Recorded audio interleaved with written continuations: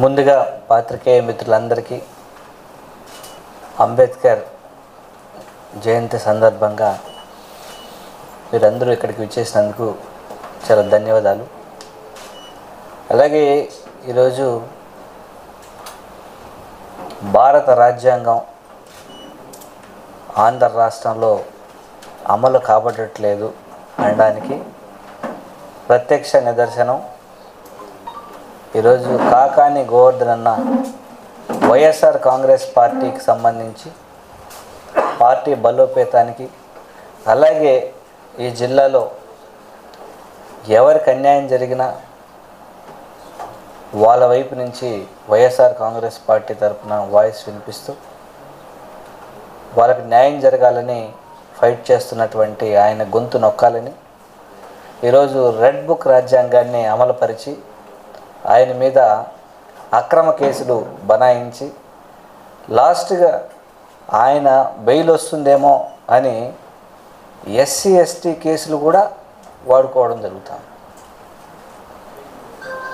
కంప్లీట్గా ఏ ఒక్క విషయం తీసుకున్నా అన్నీ వైలేట్ చేస్తూ ఆయన ఎలాగైనా రాజకీయంగా అనగదొక్కాలని వైఎస్ఆర్ కాంగ్రెస్ పార్టీ వాయిస్ని ఆయన ద్వారా వినిపించకుండా చేయాలని ఈరోజు బలవంతంగా తెలుగుదేశం పార్టీ కుట్రపూరితంగా ఆయన మీద కుట్రలు చేస్తున్నారు. రకరకాల ప్రచారాలు చేస్తున్నారు.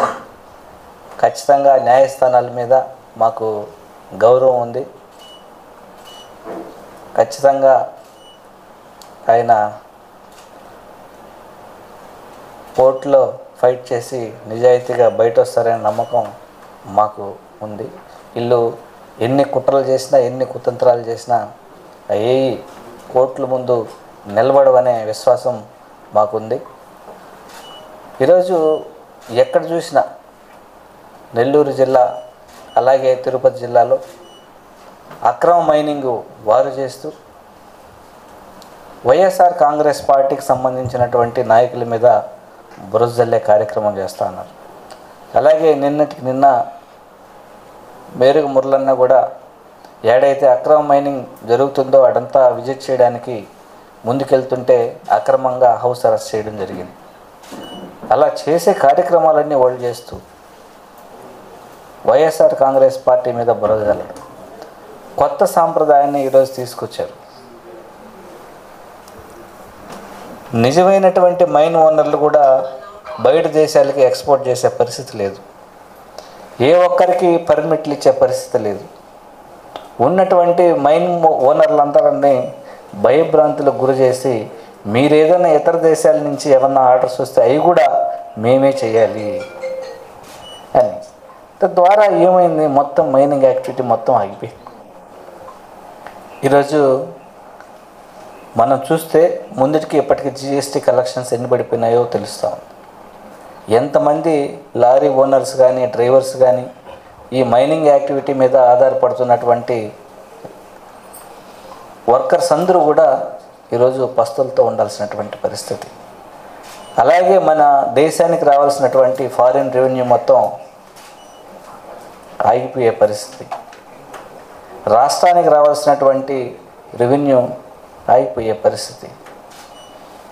ఈరోజు అదనంగా ఈ ఫ్యాక్టరీకి సంబంధించి ఎవరైతే మైనింగ్ దీనికి సంబంధించి దాని రిలేటెడ్గా ఇండస్ట్రీస్ పెట్టున్నారో ఈరోజు మెటీరియల్ లేక వాళ్ళు ఎక్కువ ప్రతి నెల ఈ కరెంట్ ఛార్జీలు కావచ్చు, ఈఎంఐలు కావచ్చు, అన్నీ పెట్టి ఈరోజు పరిశ్రమలు మూతపడే పరిస్థితి.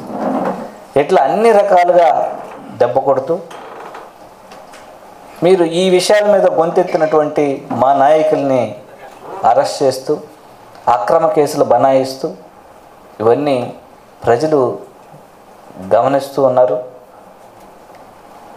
ప్రతి వర్గం ప్రజలు కూడా వాళ్ళకు జరుగుతున్నటువంటి అన్యాయాలని గుర్తుపెట్టుకొని రాబోయే రోజుల్లో మీకైతే బుద్ధి చెబుతారు.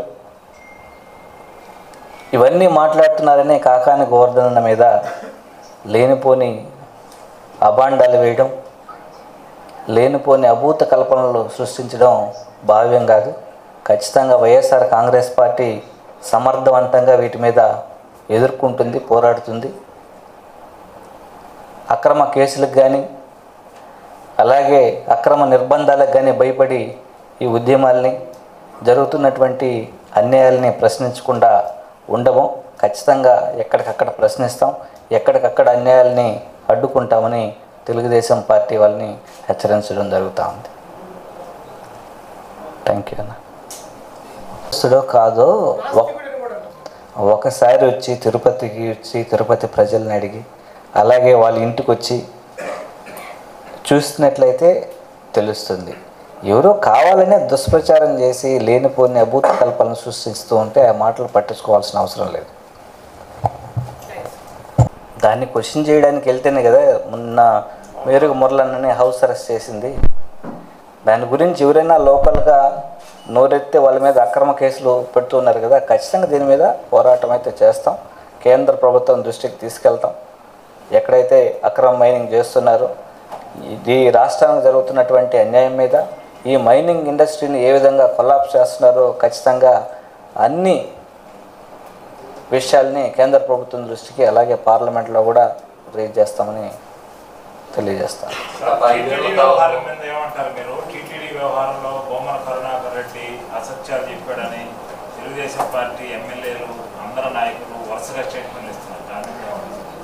తిరుమల తిరుపతి దేవస్థానంలో ప్రస్తుతం అయితే కేవలం వాళ్ళ యొక్క అనుయాయులకి అలాగే వారి మనుషులకి దర్శనాలు చేసుకోవడంలో మాత్రమే నిమగ్నమై ఉన్నారు.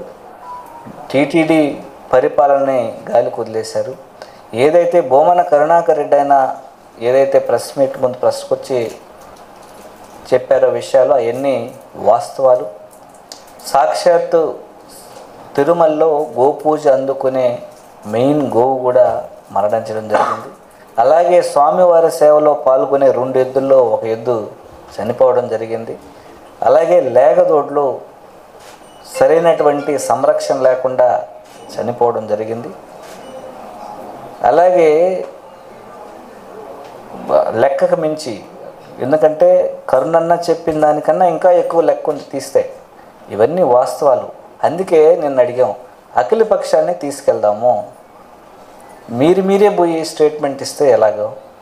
సాక్షాత్తు ముఖ్యమంత్రి గారి దగ్గరే ఈఓ గారు, చైర్మన్ గారు వాళ్ళందరూ కూడా నువ్వెంతంటే నువ్వెంతని కొట్లాడుకున్న పరిస్థితి. దాన్ని ఆంధ్రజ్యోతి పత్రిక మరునాడు ప్రచురిస్తే దాన్ని కూడా పక్కదారి పట్టి అట్లేం జరగలేదని మభ్యపెట్టే పరిస్థితి. అలాంటి పెద్ద పెద్ద విషయాల్ని వీళ్ళు మభ్యపెడుతున్నారంటే ఇట్లాంటి విషయాల్ని వాళ్ళు డైవర్ట్ చేయరని మనం ఎందుకు అనుకుంటాం. అందుకే అఖిల పక్షాన్ని, మీడియాని మొత్తం తీసుకెళ్ళి అక్కడ పరిశీలించాలని పర్మిషన్ ఇవ్వని అడుగుతా ఉన్నాం. అలాగే సెక్యూరిటీ ల్యాప్సెస్ మనం చూస్తే ఎప్పుడూ లేని విధంగా ప్రతి వారం ఏదో ఒకటి జరుగుతూనే ఉంది. సో దీనికి కూడా కేంద్ర ప్రభుత్వాన్ని అడుగుతున్నాం, సెక్యూరిటీ ఆడిట్ చేయించండి. మేము అన్నీ పర్ఫెక్ట్గా చేస్తామన్నారు కదా, అలాగే గవర్నమెంట్ ఆఫ్ ఇండియా నుంచి సెక్యూరిటీ ఆడిట్ నిర్వహించండి. ఎలాంటి భద్రతా వైఫల్యాలు జరుగుతూ ఉన్నాయి, రీసెంట్గా ఎన్ని ఇన్సిడెంట్లు జరిగినాయి అన్నీ బయటకు వస్తాయి కదా. సో ఇది వైఎస్ఆర్ కాంగ్రెస్ పార్టీ నుంచి మేము డిమాండ్ చేస్తున్నాం.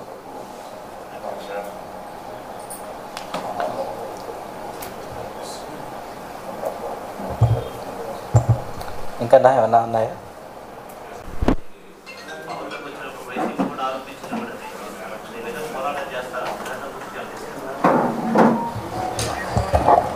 ఖచ్చితంగా దీని గురించి సమగ్రమైనటువంటి ఇన్ఫర్మేషన్ సేకరించి సరైనటువంటి ఆధారాలు కానీ దొరికినట్లయితే ఖచ్చితంగా దాని మీద పోరాడతాం.